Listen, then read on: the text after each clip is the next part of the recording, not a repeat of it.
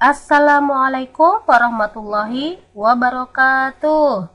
Anak-anakku, kita ketemu lagi. Selamat datang di channel Bu Laili. Sekarang kita akan belajar materi bahasa Indonesia. Ya, ini adalah materi tematik kelas 5, tema 2. Nah, yang kita bahas adalah cara mengklasifikasikan informasi. Mengklasifikasikan informasi atau mengelompokkan informasi itu ada 3 cara. Yang pertama adalah dengan cara memakai kata tanya. Yang kedua dengan cara memakai peta pikiran. Dan yang ketiga dengan cara menyampaikan informasi. Ini adalah bagian-bagian dari tahapan pembelajaran kita tentang mengklasifikasikan informasi. Yuk, sekarang yang kita lihat adalah dengan cara memakai kata tanya. Yang pertama adalah kata tanya apa? Apa untuk menanyakan benda. Cara pembuatannya adalah apa plus kemudian kata bendanya. Misalnya apa penyebab. Atau kita bisa tambahkan kata saja. Apa saja penyebab bla bla bla. Atau kita tambahkan kata yang. Kemudian kita rubah penyebab menjadi kata kerja. Apa yang menyebabkan bla bla bla. Lalu kemudian siapa. Kalau kamu membuat kata tanya, kalimat tanya dengan kata tanya siapa, itu pakai kata yang. Siapa yang bla bla bla. Berikutnya adalah kata kerja. Misalnya, siapa yang mengalami kecelakaan. Misalnya, siapa yang menerima hadiah. Lalu kemudian, di mana? Oh, ibu lupa, maaf. Untuk siapa, kalau menanyakannya tidak ada kata kerja, maka langsung. Contoh, siapa namamu? Siapa ayahmu? Siapa gurumu? Siapa Tuhanmu? Seperti itu ya. Yuk kita kembali ke di mana? Di mana kalau kita buat kalimat itu di mana kemudian ditambah subjek, pelaku, kemudian tambah kata kerja. Di mana adalah kata tanya untuk menanyakan tempat. Bisa juga kita pakai kata di mana kemudian ditambah pean. Misalnya di mana pelaksanaan musyawarah. Itu. Atau kita bisa pakai kata terjadinya. Di mana terjadinya pembagian hadiah. Oh, bukan, salah. Di mana terjadinya kecelakaan, gitu misalnya ya. Kemudian, nah bisa juga kita tambahkan kata letak. Di mana letak? Misalnya di mana letak kota Tangerang? Lalu berikutnya kapan? Kapan adalah kata tanya yang menanyakan waktu. Setelah kapan, kamu pakai kata subjek pelaku, kemudian kata kerja. Misalnya, kapan kamu berangkat ke sekolah, ya? Atau bisa kamu tambahkan kata biasanya. Kapan biasanya kamu berangkat sekolah? Lalu kemudian kapan bisa ditambah pean seperti tadi. Di mana kapan pelaksanaan musyawarah, gitu ya. Nah, kemudian kata tanya bagaimana. Bagaimana itu untuk menanyakan cara. Setelah kata bagaimana, cara membuat kalimat tanya dengan kata tanya bagaimana setelahnya adalah dengan kata cara. Bagaimana cara membuat kopi susu misalnya. Lalu kemudian kamu juga bisa pakai kata keadaan atau kondisi. Bagaimana kondisi geografis Indonesia? Contohnya. Kemudian yang terakhir adalah kata tanya mengapa. Untuk mengapa ini, setelah mengapa, kita pakai subjek atau pelaku, kemudian predikat. Mengapa? Itu pertanyaan untuk menanyakan kata tanya, untuk menanyakan alasan. Misalnya, mengapa kamu diam saja? Seperti itu.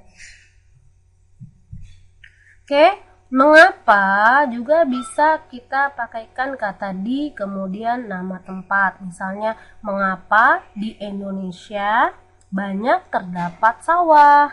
Seperti itu ya, Nak. Oh, untuk siapa tadi ya? Sudah. Ya, kemudian sekarang kita cara mengklasifikasikan informasi memakai peta pikiran. Peta pikiran itu cara membuatnya di tengah-tengah itu kita letakkan tema. Ya, tema atau judul pembahasan diletakkan di bagian tengah seperti yang kamu lihat. Kemudian manfaat peta pikiran. Untuk apa ya peta pikiran ini? Peta pikiran itu bisa untuk memudahkan kita memahami teks. Ya, daripada kita baca teks panjang-panjang, kalau kita buatkan peta pikiran pasti jadi lebih mudah. Kemudian, peta pikiran fungsinya juga untuk membuat kita ingat akan teks yang sudah kita baca. Apalagi kalau teksnya panjang sekali anak ya. Nah, terus kemudian cara membuat peta pikiran. Yang pertama, tulis tema atau judul, tentu saja tulisnya di tengah. Kemudian tarik garis di sampingnya. Nah, buat kotak berdasarkan kata tanya seperti yang kamu lihat ini. Kata tanyanya pakai kata tanya kapan, apa, siapa, mengapa, apa, kemudian di mana. Ya. Nah, lalu peta pikiran juga bisa dibuat bukan berdasarkan kata tanya, tapi berdasarkan bagian-bagian. Misalnya nih, tengahnya judulnya pakaian. Nah, kemudian kamu bagiannya bisa kamu mau belinya di mana pakaian, terus pakaian warna apa yang kamu mau beli, terus pakaian jenis apa yang kamu suka, lalu pakaiannya mau dipakai untuk apa, seperti itu ya nak ya. Ya, sekarang kita akan melihat 3 jenis peta pikiran. Yang pertama itu ada di halaman 22. Ini adalah peta pikiran yang sudah kamu kerjakan dan ternyata setengah dari kamu betul, tapi setengahnya lagi belum. Peta pikiran ini adalah peta pikiran tentang teks hari menanam pohon, peringatan hari menanam pohon. Kapan? Nah, kalau misal ditanya kapan, itu berarti dia kamu bisa pakai kalimat tanya di situ. Kapan hari menanam pohon diperingati? Atau kamu bisa langsung memberikan informasinya. Hari menanam pohon diperingati pada 28 November 2015. Kemudian apa yang dilakukan? Nah, kita lihat sini apa yang dilakukan. Dalam teks itu disebutkan, ya, kamu lihat teksnya di halaman 21. Dalam teksnya disebutkan yang dilakukan adalah menyadarkan masyarakat tentang pentingnya menanam pohon. Kemudian siapa yang melakukan? Nah, dalam teks itu yang melakukan banyak, tapi ada yang mimpin. Nah, kita tulis saja yang mimpinnya, yaitu Muhammad Harul Thayyib, pakar lingkungan Universitas Indonesia. Kemudian mengapa kita harus menanam pohon? Nah, dalam teks itu disebutkan kenapa? Karena pohon menyerap air dan menyediakan oksigen. Lalu kemudian pohon apa yang ditanam? Di teks itu tidak disebutkan sebaiknya pohon apa yang ditanam atau mereka menanam pohon apa. Yang pasti di paragraf pertama itu dijelaskan bahaya longsor. Berarti pohon yang ditanam adalah pohon yang berbatang besar dan tinggi.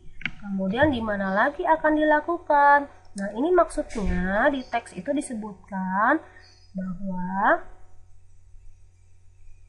Muhammad Khairul Thayyib itu menyarankan untuk dilakukan di seluruh Indonesia. Maka di sini dijawab di seluruh Indonesia. Oke, untuk bentuk soal dengan peta pikiran berikutnya itu terdapat pada halaman 92. Kalau ini berdasarkan teks sebelumnya ya nak, teks cerita di halaman 90-91. Nah, ini dia juga peta pikirannya memakai kata tanya, siapa, kapan, di mana, mengapa, bagaimana, apa. Kalau kamu lihat siapa, ini tambahkan kata yang. Siapa yang teledor. Nah, ini adalah tugas kamu yang harus kamu kerjakan sekarang. Ya, tulisnya di buku tulis. Kemudian kirim ke Bu Guru. Nah, satu lagi ada peta pikiran di halaman 110. Nah, peta pikiran ini tidak memakai kata tanya, tapi dia memakai bagian-bagian yang penting dari karya tari. Misalnya nih, ini kalau kamu pilih misalnya tari Pakarena. Nah, di sini jumlah penari Pakarena berapa? Bentuk karya tari Pakarena bagaimana bentuknya? Ya. Kemudian iringan tari Pakarena diiringi oleh musik apa atau oleh alat musik apa. Kemudian properti tari. Nah, orang yang menarikan Pakarena itu memakai pakaiannya seperti apa. Kemudian ada hiasan-hiasan mungkin di kepala. Kemudian busana tari. Nah, ini busana tari berarti properti tari ini maksudnya adalah apa yang dipakai ketika tari, misalnya kipas. Ya. Kemudian busana tari. Nah, busananya bagaimana untuk tari Pakarena? Ini ada di halaman 110.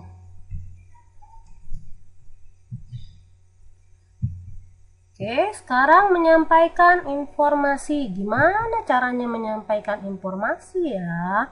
Kalau kita lihat seperti di peta pikiran yang tampak, nah, kita buat saja cerita atau dibuat teksnya berdasarkan peta-peta pikiran yang ada. Oke, jadi seperti ini. Nah, dari pertama kamu kan sudah menjawab kapan. Nanti kita tulis hari menanam pohon diperingati pada 28 November 2015 titik. Lalu kemudian kamu beralih ke apa yang dilakukan. Peringatan dilakukan, ini maksudnya dilakukan untuk menyadarkan manusia tentang pentingnya pohon. Kemudian siapa yang melakukan? Peringatan itu dipimpin oleh Muhammad Khairul Thayyib, pakar lingkungan Universitas Indonesia. Kemudian kamu beralih ke peta pikiran berikutnya, mengapa kita harus menanam pohon? Tinggal ditulis di sini. Kita harus menanam pohon karena pohon menyerap air dan menyediakan oksigen. Lalu kamu ambil lagi peta pikiran berikutnya.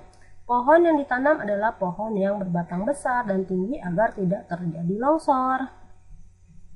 Ya, kamu bisa tambahkan sedikit. Misalnya, kenapa harus menanam berbatang besar dan tinggi? Agar tidak terjadi longsor. Yang terakhir, kamu ambil peta pikiran, kotak pada peta pikiran. Di mana lagi akan dilakukan? Peringatan Hari Menanam Pohon akan dilakukan di seluruh Indonesia. Nah, kalau sudah dibikin peta pikiran mudah bukan? Ya, dan itulah tadi penjelasan dari Bu Guru tentang mengklasifikasikan informasi. Semoga bermanfaat dan kalian semua bisa melakukan klasifikasi informasi dengan benar. Oke, sampai ketemu lagi. Ma'assalamah. Assalamualaikum warahmatullahi wabarakatuh.